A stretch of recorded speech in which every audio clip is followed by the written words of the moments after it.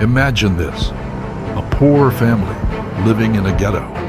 No rights, no land, no future. And in just 3 generations, they controlled banks so powerful, they financed wars, kings, and entire governments. A family that never used armies, never raised flags, never wrote constitutions. And yet, they changed the fate of Europe. They were accused of conspiring in the shadows, of manipulating markets, of controlling entire nations. But the truth is even more unsettling, because what they did wasn't magic, it was strategy. And those same rules are still alive today. By the end, you'll understand the 4 lessons that turned them into a legend. Get ready, because what you're about to hear will change the way you understand power. The question is, are you ready to learn them? Today, we'll discover how a poor, marginalized Jewish family in 18th century Germany became the most influential financial empire of all time. I'm going to show you their secrets, their master moves, their mistakes, and in the end, the most important lesson. You don't need to be rich to start, but you do need to think like the Rothschilds. Stay with me until the end, because what you're about to hear could change the way you see money forever. Humble origins. It all begins in Frankfurt, Germany, year 1744. In a Jewish ghetto, walled off, with dirty streets and laws that banned almost everything, a boy named Mayer Amschel Rothschild was born. Life in the ghetto was harsh. Jews couldn't own land. They couldn't enter certain schools. They couldn't walk freely through the city after dark. But there was one thing they could do: trade money. Mayer's father, Amschel Moses Bauer, was a money changer. His shop was small, humble, and above the door hung a simple sign, a hand-painted red shield. That symbol would mark history, because in German, Rot means red, and Schild means shield. From that sign, a name was born, one that would echo through centuries: Rothschild. You don't need privilege to create power. Only vision. Mayer grew up surrounded by coins. He learned to recognize metals, weights, invisible values. He learned that money isn't just an object, it's trust. From childhood, he understood something few people see. True power isn't in holding gold in your hands. It's in convincing others that your gold is worth something. And that understanding became his first great advantage. The seed of an empire was born, a symbol, a reputation, and a vision that would forever change the history of money. The family network. Mayer Amschel Rothschild soon realized that one man alone can't build an empire. He needed an army, but not of soldiers, of sons. He had 5, and each one would become a piece on his chessboard. The plan was simple, yet brilliant. Not to keep them together in Frankfurt, but to spread them out. One in London, another in Paris, another in Vienna, another in Naples, and one stayed home. 5 brothers, 5 banks, 5 centers of power, connected by a single family. They used messengers, carrier pigeons, and secret codes. While kings waited days for news, the Rothschilds already knew what to do. In a slow world, they were speed. And in finance, speed is everything. Think about it. In a world without phones, without internet, without mass newspapers, whoever had information first had power. That was the second Rothschild lesson. It's not just about having money, it's about having information. Because information is money ahead of time. Whoever gets the information first wins. Waterloo, the master move, year 1815. Europe is on fire. Near Brussels, the Battle of Waterloo rages on. Napoleon versus the Allied forces led by Wellington. The future of the entire continent depends on those few hours. In London, panic spreads. No one knows what's happening on the battlefield. Did Napoleon win? Did England? Investors tremble. Markets fall. chaos rules. But there's one man who knows the truth. Nathan Rothschild. While others wait for official news, he already has the answer. How? His network of messengers was faster than the British government itself.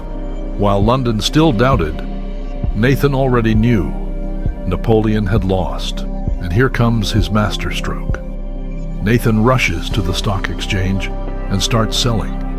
Investors see him and panic. If Rothschild is selling, England must have lost. Fear spreads. Everyone sells. Prices crash. And when the market hit rock bottom, Nathan bought.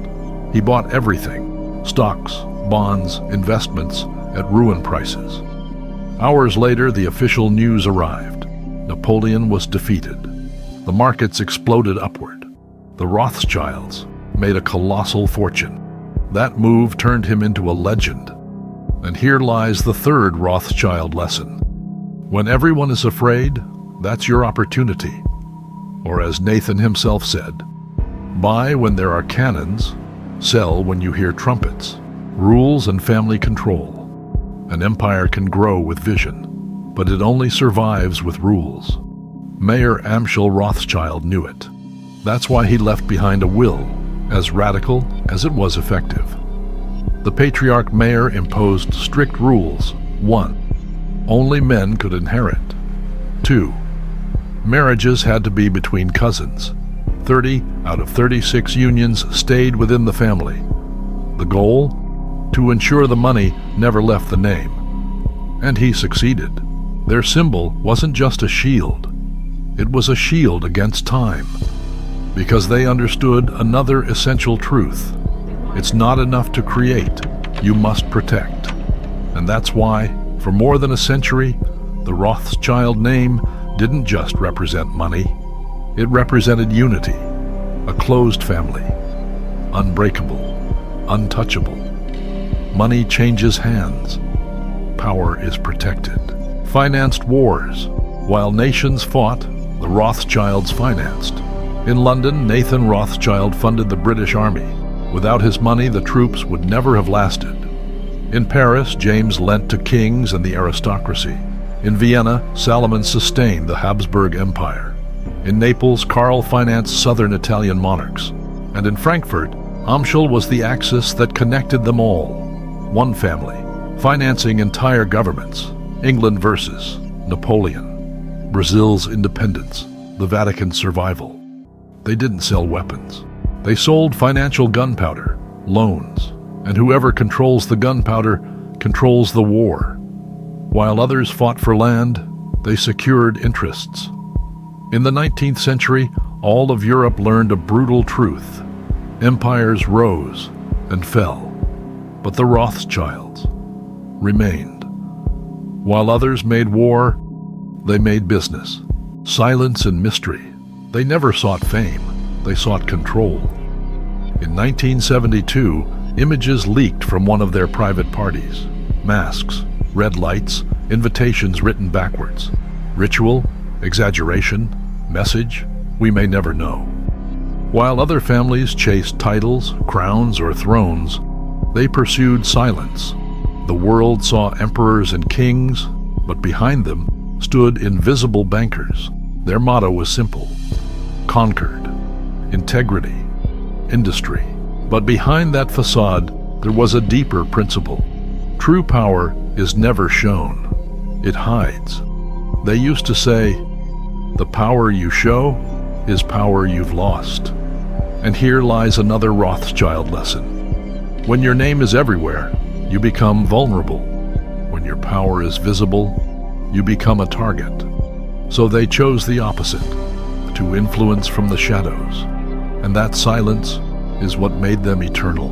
Silent decline, but no empire lasts forever.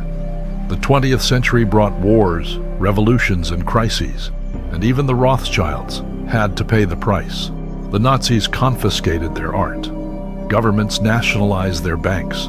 The branches in Vienna, Naples, and Frankfurt fell. The name survived, but the power fractured. And yet, even in their fall, they left another lesson. Because while 3 branches disappeared, 2 survived. London and Paris endured, and in 2003, both houses merged. A new Rothschild bank was born, smaller, quieter, but still here. The moral is clear. An empire may fall, but a vision well planted can always rise again. Modern legacy. The Rothschilds are no longer what they once were. Today, they're not on Forbes lists. They don't dominate headlines, but their footprint remains. They're still there. Invisible, discreet, powerful. In gold, in banking, in energy. A name that still carries weight. They were involved in the creation of the U.S. Federal Reserve. They controlled the price of gold for over a century. They invested in railways, mines, oil, even the California gold rush. They lent to governments in crisis. And more than once, they saved national currencies from collapse, reminding the world that money may die, but strategy never does. The 4 lessons of power from the Rothschild story. 4 lessons remain. 1. Don't follow the majority. 2. Build your brand. 3. Use your team wisely. 4. Start small, but think like an empire. Strategy is more powerful than money. Mayer Rothschild once said, "Give me control of a nation's money, and I care not who makes its laws." His son Nathan added, "He who controls the source of money controls the empire." And they did. If you made it this far, comment Dynasty and show you're one of the few who truly want to understand how power works. Subscribe to Drakonomic, turn on the bell, because what's coming next is even darker and far more real.